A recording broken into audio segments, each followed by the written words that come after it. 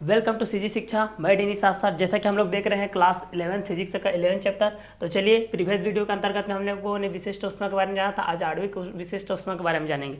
वास्तव में आणविक विशिष्ट ऊष्मा किस तरीके से होती है, इस चीज़ को हम लोग यहाँ से जानेंगे। चलिए, तो आणविक विशिष्ट ऊष्मा के बेस पे हम लोग मोलर स्पेसिफिक हीट के बेस पे हम इस चीज़ को 1 बाय 1 करके जानते हैं। चलिए, यहाँ पर बोला जा रहा है, देखिए यहाँ पर यह बोला जा रहा है कि किसी पदार्थ के 1 मोल का ताप 1 डिग्री सेंटीग्रेड बढ़ाने के लिए आवश्यक ऊष्मा की मात्रा को उस पदार्थ के मोलर विशिष्ट ऊष्मा कहते हैं। इसे सी से व्यक्त करते हैं। क्लियर। यहाँ पर बोल रहा है कि किसी पदार्थ के 1 मोल का ताप को, ठीक है, कोई भी पदार्थ है, यहाँ पर देखिए कोई भी पदार्थ ले रहे हैं, किसी पदार्थ की ले रहे हैं, देखिए किसी पदार्थ की 1 मोल का ताप, 1 मोल का ताप, यहाँ से देखिए 1 मोल का ताप 1 डिग्री सेंटीग्रेड बढ़ाने के लिए 1 डिग्री सेंटीग्रेड बढ़ाने के लिए आवश्यक ऊष्मा की मात्रा को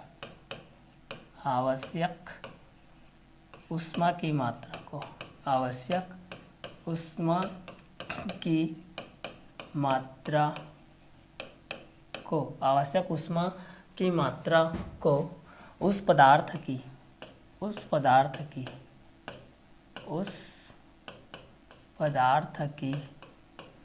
पदार्थ की मोलर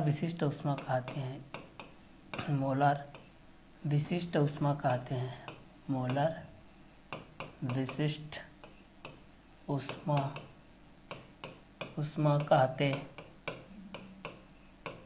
कहते हैं। इसे सी से व्यक्त किया जाता है। इसे सी से व्यक्त करते हैं। क्लियर। तो किसी पदार्थ के 1 मोल का ताप 1 डिग्री सेंटीग्रेड बढ़ाने के लिए आवश्यक ऊष्मा की मात्रा को उस पदार्थ की मोलर विशिष्ट ऊष्मा कहते हैं। इसे सी से व्यक्त किया जाता है। इसे किससे व्यक्त किया जाता है? सी से व्यक्त किया जाता है। तो यहाँ से हम लोग बोल सकते हैं आणविक विशिष्ट ऊष्मा के बेस पे कि किसी पदार्थ के 1 मोल का ताप 1 डिग्री सेंटीग्रेड बढ़ाने के लिए आवश्यक ऊष्मा की मात्रा को उस पदार्थ की मोलर विशिष्ट ऊष्मा कहते हैं। उस पदार्थ की क्या बोलते हैं? मोलर विशिष्ट ऊष्मा कहते हैं। इसे सी से व्यक्त किया जाता है। इसे किससे व्यक्त किया जाता है? सी से व्यक्त किया जाता है। तो मोलर स्पेसिफिक हीट के बेस पे हम इस चीज़ को देखते हैं, मोलर स्पेसिफिक। चलिए, यहाँ पर हम लोग देखते हैं भाई, मोलर स्पेसिफिक हीट के बेस पे देखते हैं। चलिए, यहाँ से इस बेस पे हम इस चीज़ को देखते हैं भाई। चलिए, तो यहाँ से ये देखिए हम लोग देख रहे हैं मोलर स्पेसिफिक हीट के बेस पे। यहाँ से इस चीज़ को भी हम लोग देख सकते हैं, कैपेसिटी के बेस पे भी है और इस डायग्राम के बेसिस में भी इस तरीके से है। ये देखिए, यहाँ से इस बेस पे भी हम लोग देख सकते हैं इस चीज़ को। इसका फार्मूला बेस में ये चीज़ के बेस में है, फार्मूला बेस में यहाँ से हम लोग देखना चाहेंगे तो ये आप लोगों के बेस पे हो जाएगा। क्लियर। फार्मूला बेस पे हम इस चीज़ को देखना चाहेंगे तो इस तरीके से लिख सकते हैं। सी इक्वल टू हमारे पास जो आएगा वैल्यूज़, आएगा, देखिए सी इक्वल टू क्या हो जाएगा? एस बाय क्या हो जाएगा? म्यू, जहाँ पर डेल क्यू ऊष्मा के रूप में del Q by mu del T हो जाएगा। ये आप लोगों के मोलर स्पेसिफिक हीट के बेस पे रहेगा, जहाँ पर म्यू क्या रहेगा भाई आप लोगों के पास? म्यू का जो वैल्यू रहेगा उसको हम लोग बोलते हैं number of moles of substance, मतलब गैस के रूप में बोलते हैं। जहाँ से इसकी कैपेसिटी के बेस पे हम लोग इस चीज़ को देखते हैं। किसके बेस पे? कैपेसिटी के बेस पे देखते हैं। तो सी का जो वैल्यूज़ होता है वो आप लोगों का डेल क्यू बाय होता है म्यू डेल टी, ये होता है। क्लियर। तो मोलर स्पेसिफिक हीट कैपेसिटी के बेस पे हम लोग इस चीज़ को देखते हैं। क्लियर। तो उपयुक्त समीकरणों से यह स्पष्ट है कि जिस पदार्थ की विशिष्ट ऊष्मा जिस पदार्थ की, देखिए यहाँ पर बोला जा रहा है कि जिस पदार्थ की विशिष्ट ऊष्मा अधिक होती है, जिस पदार्थ की विशिष्ट ऊष्मा क्या होती है, अधिक होती है, जिस पदार्थ की विशिष्ट ऊष्मा अधिक होती है उसे गर्म या फिर ठंडा होने में अधिक समय लगता है, उसे गर्म या ठंडा होने में क्या लगता है, अधिक समय लगता है। तो यह स्पष्ट है कि जिस पदार्थ की विशिष्ट ऊष्मा अधिक होती है उसे गर्म या ठंडा होने में अधिक समय लगता है, तथा जिस वस्तु की विशिष्ट ऊष्मा कम होती है, जिस वस्तु की विशिष्ट ऊष्मा कम होती है उसे गर्म या ठंडा होने में कम समय लगता है, उसे गर्म या ठंडा होने में कम समय लगता है। अब जाहिर सी बात है कि जिसकी विशिष्ट ऊष्मा अधिक रहेगा उसको ज़्यादा समय लगेगा, और जिसकी विशिष्ट ऊष्मा क्या रहेगा, कम रहेगा। जिसको विशिष्ट ऊष्मा कम होती है उसे गर्म या ठंडा होने में बहुत कम समय लगता है, लेकिन विशिष्ट ऊष्मा ज़्यादा रहेगा तो उसको गर्म या ठंडा होने में अधिक समय लगेगा उसके वास्तविक रूप में आने के लिए। क्लियर। तो आणविक विशिष्ट ऊष्मा के बेस पे हम लोगों ने ये चीज़ देखा, ये चीज़ को हम लोगों ने इस तरीके से देखा है। यहाँ पर देखिए कि किसी पदार्थ का 1 मोल का ताप 1 डिग्री सेंटीग्रेड बढ़ाने के लिए आवश्यक ऊष्मा की मात्रा को उस पदार्थ की मोलार विशिष्ट ऊष्मा कहते हैं, इसे C से व्यक्त किया जाता है। तो इस इक्वेशन के बेस पे हम लोगों ने यहाँ पर ये देखा कि जिस पदार्थ की विशिष्ट ऊष्मा अधिक होती है उसे गर्म या ठंडा होने में अधिक समय लगता है, तथा जिस वस्तु की विशिष्ट ऊष्मा बहुत कम होती है उसे गर्म या ठंडा होने में बहुत कम समय लगता है। इसको हम लोग आणविक विशिष्ट ऊष्मा के बेस पे देखते हैं। आगे देखते हैं ऊष्माधारिता, हीट कैपेसिटी के बेस पे हम इस चीज़ को देखते हैं भाई वास्तव में ऊष्माधारिता किस बेस पे होती है, इसका हम लोग आगे एनालिसिस करते हैं। तो चलिए इस आगे के एनालिसिस को हम लोग यहाँ से देखते हैं कि ऊष्माधारिता हीट कैपेसिटी के बेस पे हम इस चीज़ को देखते हैं ऊष्माधारिता के बेस पे। किसके धारिता के बेस पे, ऊष्माधारिता के बेस पे हम इस चीज़ को देखते हैं। देखिए ऊष्माधारिता के बेस पे, ऊष्माधारिता के बेस पे हम इस चीज़ को देखते हैं। देखिए किसी वस्तु के ताप को 1 डिग्री सेंटीग्रेड बढ़ाने के लिए, किसी वस्तु के ताप को देखिए, किसी वस्तु के ताप को 1 डिग्री सेंटीग्रेड बढ़ाने के लिए, किसी वस्तु के ताप को 1 डिग्री सेंटीग्रेड बढ़ाने के लिए आवश्यक ऊष्मा को, किसी वस्तु के ताप को 1 डिग्री सेंटीग्रेड बढ़ाने के लिए आवश्यक ऊष्मा को उस वस्तु की ऊष्माधारिता कहते हैं। उस वस्तु की क्या बोलते हैं, ऊष्माधारिता कहते हैं। तो जब भी आप लोग ऊष्माधारिता को परिभाषित करेंगे तो ऊष्माधारिता को आप लोग इस तरीके से परिभाषित कर सकते हैं कि किसी वस्तु के ताप को, किसी वस्तु के ताप को देखिए, किसी वस्तु के ताप को, किसी वस्तु के ताप को, किसी वस्तु के ताप को 1 डिग्री सेंटीग्रेड बढ़ाने के लिए, 1 डिग्री सेंटीग्रेड बढ़ाने के लिए, बढ़ाने के लिए 1 डिग्री सेंटीग्रेड बढ़ाने के लिए आवश्यक ऊष्मा को, आवश्यक ऊष्मा को उस वस्तु की ऊष्माधारिता कहते हैं। उस वस्तु की ऊष्माधारिता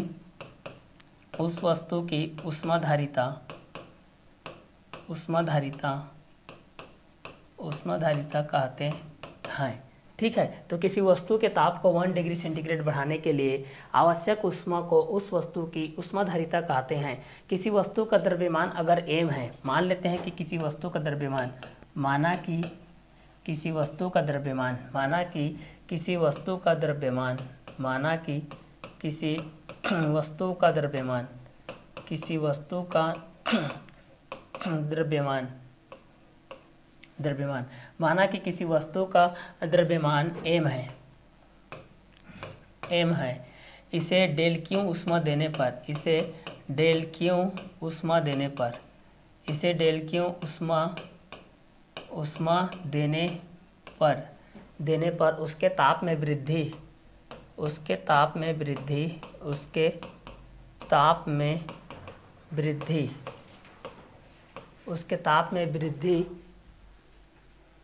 वृद्धि डेल टी हो, उसके ताप में वृद्धि डेल टी हो,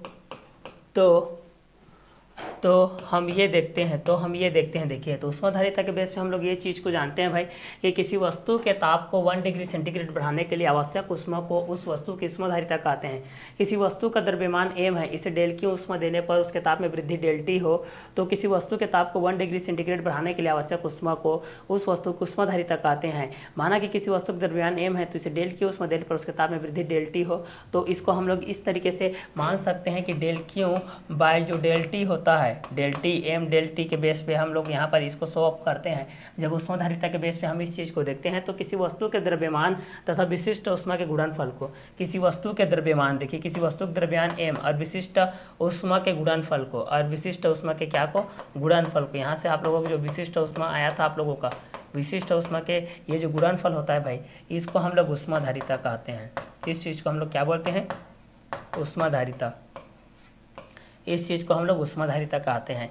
तो यहाँ से देखिए किसी वस्तु के ये द्रव्यमान हो गया तथा विशिष्ट ऊष्मा हो गया, किसी वस्तु के द्रव्यमान तथा विशिष्ट ऊष्मा के गुणनफल को उस पदार्थ की ऊष्माधारिता कहते हैं, उस पदार्थ की ऊष्माधारिता कहते हैं। क्या कहते हैं, ऊष्माधारिता कहते हैं। तो किसी वस्तु के ताप को 1 डिग्री सेंटीग्रेड बढ़ाने के लिए आवश्यक ऊष्मा को उस वस्तु की ऊष्माधारिता कहते हैं। किसी वस्तु का द्रव्यमान m है, किसी वस्तु का द्रव्यमान क्या है, m है। तो इस चीज़ को देखते हैं, देखिए किसी वस्तु का द्रव्यमान क्या है, m है। इसे डेल क्यू ऊष्मा देने पर, इसे डेल क्यू ऊष्मा देने पर उसके ताप में वृद्धि डेल टी होती है, उसके ताप में वृद्धि क्या होती है, डेल टी होती है। तो ऊष्माधारिता के बेस पे हम लोग इस चीज़ को कन्वर्ट कर सकते हैं कि किसी वस्तु के द्रव्यमान तथा विशिष्ट ऊष्मा के गुणनफल को उस पदार्थ की ऊष्माधारिता कहते हैं। क्लियर। तो ऊष्माधारिता के लिए जब भी आप लोगों के एग्जाम के बेस में, एग्जाम के बेसिस में कोई भी क्वेश्चन आएगा तो इसको आप लोग हीट कैपेसिटी के बेस पे इसको यहाँ से आप लोग डिक्लेयर कर सकते हैं, हीट कैपेसिटी के बेस पे। क्लियर। तो हीट कैपेसिटी के बेस पे हम लोग एक चीज़ को यहाँ से जानते हैं कि हीट कैपेसिटी के बेस पे, कैपेसिटी के बेस पे, यहाँ से देखिए कैपेसिटी के बेस पे, हीट कैपेसिटी के बेस पे हम इस चीज़ को देखते हैं भाई। यहाँ से देखिए हीट कैपेसिटी के बेस पे, व्हाट इज हीट कैपेसिटी के बेस पे, तो हम लोग यहाँ से डेल क्यू इक्वल टू यहाँ से देखते हैं, देखिए ये फार्मूला के बेस पे है आप लोगों का। देखिए यहाँ से आप इस चीज़ को देख सकते हैं डेल क्यू के बेस पे, ठीक है। तो यहाँ से क्या हो जाएगा, डेल क्यू इक्वल टू क्या हो जाएगा, एम सी डेल टी, ये हमारा फार्मूला होता है। द्रव्यमान और ये विशिष्ट ऊष्मा के मल्टीप्लाई होता है। क्लियर। ये आप लोगों के लिए किसके रूप में आ जाएगा, ये विशिष्ट ऊष्मा के अंतर्गत, ये आप लोगों को ऊष्माधारिता के बेस पे आ जाएगा, ये आप लोगों के ऊष्माधारिता से रिलेटेड हो जाएगा, ये आप लोगों को ऊष्माधारिता से रिलेटेड हो जाएगा, ठीक है। यहाँ पर डेल क्यू इक्वल टू है एम सी और डेल टी के बेस पे है। क्लियर। चलिए, तो ऊष्माधारिता के बेस पे हम लोग तो ये चीज़ को देख लिए। इसके बाद आगे का जो हमारा हीट कैपेसिटी के बेस पे जो आगे का जो सिद्धांत होता है वो किस तरीके से होता है, इस चीज़ को भी हम लोग यहाँ से इसको कवर अप कर सकते हैं। क्लियर। इसको 1 बाय 1 करके आप लोग इस चीज़ के लिए भी यहाँ से देख सकते हैं भाई कि यहाँ से देखिए मास जी हीट जे के बेस पे Q equal to M into C के बेस पे है। तो एम यहाँ से आप लोगों का जो है, ये आप लोगों का एम जो है भाई, यहाँ से देखिए ये आप लोगों का जो एम है, एम जो है वो आप लोगों का मास है, जो कि आप लोगों का क्या है, द्रव्यमान के बेस पे है। और यहाँ पर सी क्या है, आप लोगों का स्पेसिफिक हीट कैपेसिटी है, इसको हम लोग हीट कैपेसिटी बोलते हैं। ये क्या हो जाएगा, हीट कैपेसिटी हो जाएगा। और ये क्या हो जाएगा, टेम्परेचर चेंज, टेम्परेचर चेंज मतलब परिवर्तन, टेम्परेचर चेंज डिग्री सेंटीग्रेड के बेस पे हो जाएगा। तो यहाँ पर मास इक्वल टू यहाँ पर क्यू के बेस पे हम लोग देख सकते हैं भाई, देखिए यहाँ से देख सकते हैं कि Q equal to M into C S by into del T के बेस पे ये आप लोगों को हो जाएगा। स्पेसिफिक हीट कैपेसिटी के बेस पे ये हो जाएगा आप लोगों का हीट कैपेसिटी। ऊष्माधारिता के बेस पे हो जाएगा कि किसी वस्तु के ताप को 1 डिग्री सेंटीग्रेड बढ़ाने के लिए करेंगे, तो ये आप लोगों का इस बेस पे हो जाएगा जब ऊष्माधारिता के लिए हम लोग देखते हैं तो। क्लियर। अब हम लोग ये जानते हैं कि किसी वस्तु को दी गई ऊष्मा और उसके ताप में परिवर्तन के अनुपात को उस पदार्थ की ऊष्माधारिता कहते हैं। अगर दूसरे शब्दों में हम लोग ये कहना चाहेंगे भाई, तो हम लोग ये शब्द कह सकते हैं कि किसी वस्तु को दी गई ऊष्मा, ठीक है, यहाँ से किसी वस्तु को दी गई ऊष्मा, किसी वस्तु को दी गई ऊष्मा, किसी वस्तु को दी गई ऊष्मा तथा उसके ताप में परिवर्तन को, तथा उसके ताप में परिवर्तन को, किसी वस्तु को दी गई ऊष्मा तथा उसके ताप में परिवर्तन के अनुपात को, परिवर्तन के अनुपात को उस पदार्थ की ऊष्माधारिता कहते हैं, उस पदार्थ की ऊष्माधारिता कहते हैं, उस पदार्थ की क्या बोलते हैं, ऊष्माधारिता कहते हैं। क्लियर। तो किसी वस्तु को दी गई ऊष्मा तथा उसके ताप में परिवर्तन के अनुपात को उस पदार्थ की ऊष्माधारिता कहते हैं, किसी वस्तु को दी गई ऊष्मा तथा उसके ताप में परिवर्तन के अनुपात को उस पदार्थ की क्या बोलते हैं, ऊष्माधारिता कहते हैं। तो किसी वस्तु को दी गई ऊष्मा तथा उसके ताप में परिवर्तन के अनुपात को उस पदार्थ की ऊष्माधारिता कहते हैं। तो यहाँ पर ऊष्माधारिता को आप लोग दूसरे शब्दों में भी व्यक्त कर सकते हैं कि किसी वस्तु को दी गई ऊष्मा तथा उसके ताप में परिवर्तन के अनुपात को उस पदार्थ की ऊष्माधारिता कहते हैं।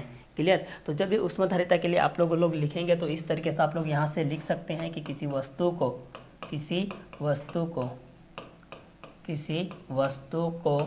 दी गई ऊष्मा, किसी वस्तु को दी गई ऊष्मा, किसी वस्तु को दी गई ऊष्मा तथा उसके ताप में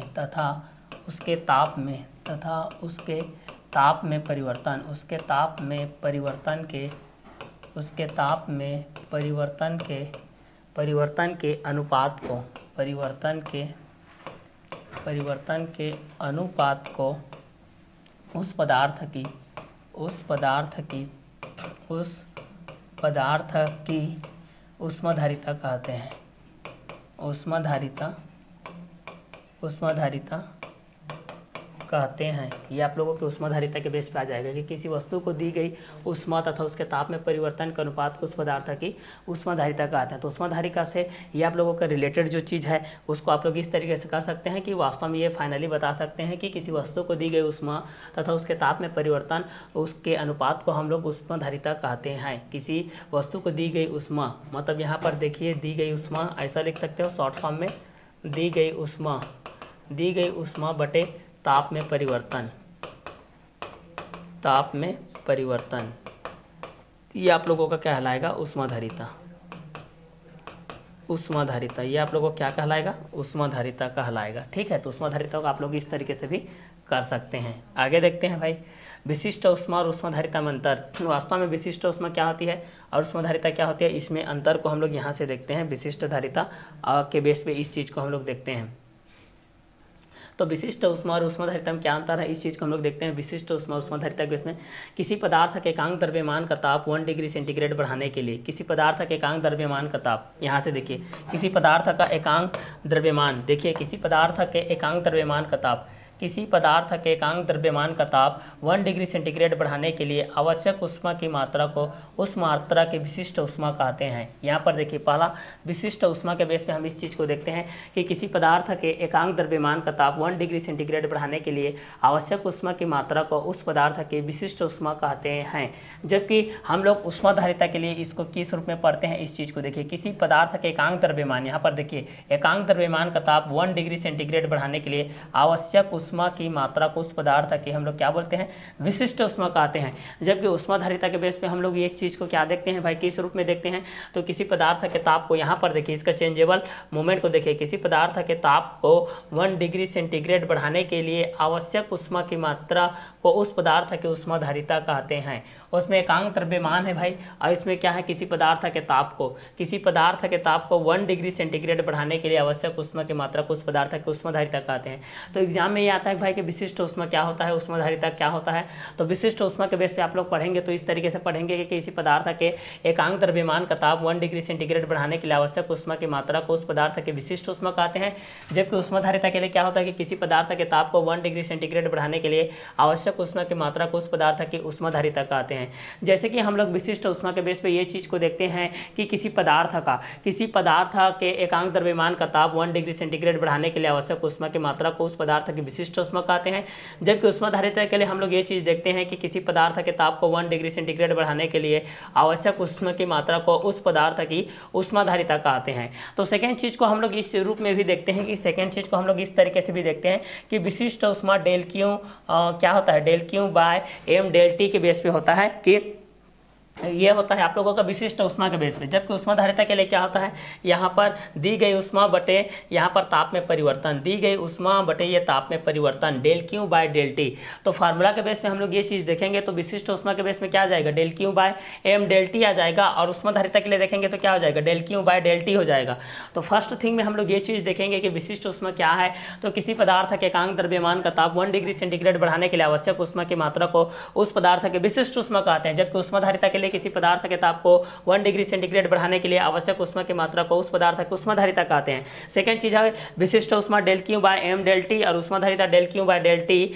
और थर्ड थिंग में हम लोग देखेंगे तो थर्ड चीज में हम लोग इस चीज को देख सकते हैं भाई, थर्ड चीज में हम लोग इस चीज को देख सकते हैं कि एसआई पद्धति में इसका मात्रक जूल किलोग्राम प्रति क्या होता है, केल्विन होता है। एसआई पद्धति में जब इसका मात्रक को हम लोग देखते हैं तो जूल किलोग्राम और ये केल्विन होता है। और एसआई पद्धति में इसका मात्रक देखते हैं हम लोग ऊष्माधारिता उष्माधारिता का। देखिए एसआई पद्धति में हम लोग उष्माधारिता का मान देखते हैं तो इसका मात्रक जूल केल्विन होता है, केवल जूल केल्विन होता है, जबकि विशिष्ट उष्मा का जूल किलोग्राम केल्विन होता है। तो विशिष्ट उष्मा के बेस पे आप लोग देख रहे हैं कि किसी पदार्थ के एकांक द्रव्यमान का ताप 1 डिग्री सेंटीग्रेड बढ़ाने के लिए आवश्यक उष्मा की मात्रा को उस पदार्थ के विशिष्ट उष्मा कहते हैं।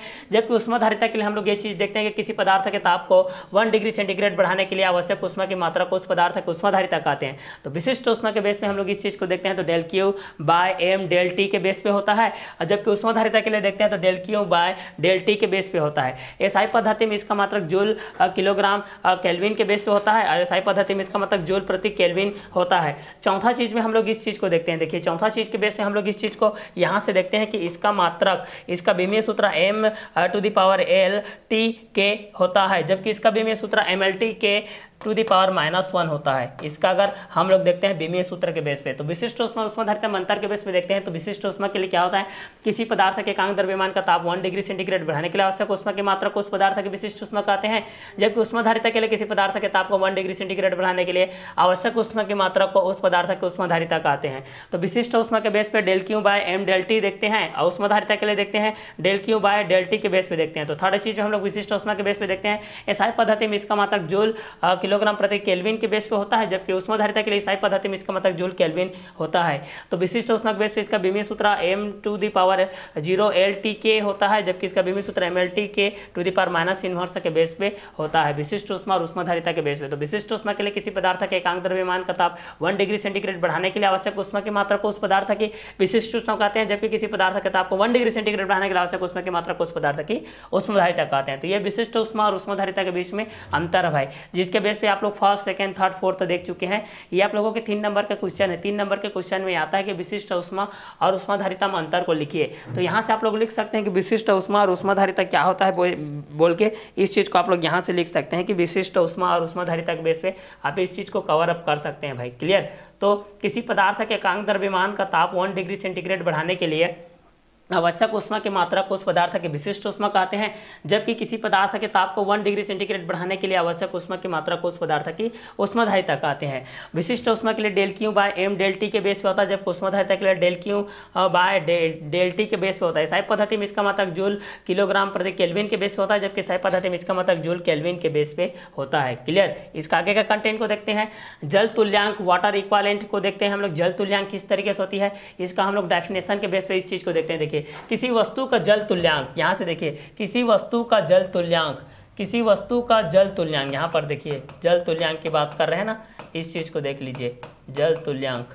ठीक है, किसी वस्तु का जल तुल्यांक, किसी वस्तु का जल तुल्यांक जल की वह मात्रा है, जल की वह मात्रा है जिसके ताप को 1 डिग्री सेंटीग्रेड बढ़ाने के लिए, जिसके ताप को 1 डिग्री सेंटीग्रेड बढ़ाने के लिए उतनी ही उष्मा की आवश्यकता होती है, उतनी ही उष्मा की क्या होती है आवश्यकता होती है। तो किसी वस्तु का जल तुल्यांक जल की वह मात्रा है जिसके ताप को 1 डिग्री सेंटीग्रेड बढ़ाने के लिए उतनी ही उष्मा की आवश्यकता होती है जितनी की वस्तु के ताप को 1 डिग्री सेंटीग्रेड बढ़ाने के लिए होती है, जितनी की वस्तु के ताप को 1 डिग्री सेंटीग्रेड बढ़ाने के लिए आवश्यक होती है, जितने की वस्तु के ताप को 1 डिग्री सेंटीग्रेड बढ़ाने के लिए आवश्यक होती है। तो यहाँ पर हम लोग जल तुल्यांक के बेस पे, वाटर इक्विवेलेंट के बेस पे हम लोग इस चीज को देख सकते हैं कि किसी वस्तु का जल तुल्यांक जल की वह मात्रा है जिसके ताप को 1 डिग्री सेंटीग्रेड बढ़ाने के लिए उतनी ही उष्मा की आवश्यकता होती है जितनी की वस्तु के ताप को 1 डिग्री सेंटीग्रेड बढ़ाने के लिए आवश्यक है। इसे W से प्रदर्शित किया जाता है। सीजीएस पद्धति में इसका मात्रक ग्राम होता है। इसे हम लोग किससे प्रदर्शित करते हैं W से, इसे हम लोग W से प्रदर्शित किया जाता है। सीजीएस पद्धति में इसका मात्रक ग्राम है, इसे W से प्रदर्शित किया जाता है, जबकि सीजीएस पद्धति में इसका मात्रक क्या होता है ग्राम होता है। तो ये आप लोगों के जल तुल्यांक के बेस पे होता है। तो किसी वस्तु का जल तुल्यांक जल की वह मात्रा होता है जिसके ताप को 1 डिग्री सेंटीग्रेड बढ़ाने के लिए उतनी उष्मा की आवश्यकता होती है जितनी की वस्तु के ताप को 1 डिग्री सेंटीग्रेड बढ़ाने के लिए आवश्यक है। इसे W से प्रदर्शित किया जाता है। सीजीएस पद्धति में इसका मात्रक क्या होता है ग्राम होता है, क्योंकि सेंटीमीटर ग्राम सेकंड पद्धति होता है, इसलिए यहाँ पर जो द्रव्यमान की मात्रक होता है वो क्या होता है ग्राम होता है। किसी वस्तु की उष्माधारिता तथा जल तुल्यांक के आंशिक मान को, यहाँ से हम लोग फाइनली ये बोल सकते हैं कि किसी वस्तु की ऊष्माधारिता, किसी वस्तु की ऊष्माधारिता तथा जल तुल्यांक के आंकिक मान तो किसी वस्तु की ऊष्माधारिता तथा जल तुल्यांक के आंकिक मान समान होते हैं, जबकि उनके मात्रक क्या होते हैं, अलग अलग होते हैं, तो यहाँ पर हम लोग ये चीज बोल सकते हैं कि जल तुल्यांक, किसी वस्तु के जल तुल्यांक जल की वह मात्रा होती है जिसके ताप को 1 डिग्री सेंटीग्रेड बढ़ाने के लिए उतनी ऊष्मा की आवश्यकता होती है जितनी कि वस्तु के ताप को 1 डिग्री सेंटीग्रेड बढ़ाने के लिए आवश्यक होती है। इसे W से प्रदर्शित किया जाता है। सीजीएस पद्धति में इसका मात्रक ग्राम होता है। क्लियर? तो ये था हमारा आज का जल तुल्यांक से रिलेटेड वीडियो। तो इसके नेक्स्ट वीडियो को हम लोग नेक्स्ट वीडियो लेक्चर में देखते हैं। तो आज का क्लास को हम लोग यही वर्क करते हैं। Okay, bye, have a nice day.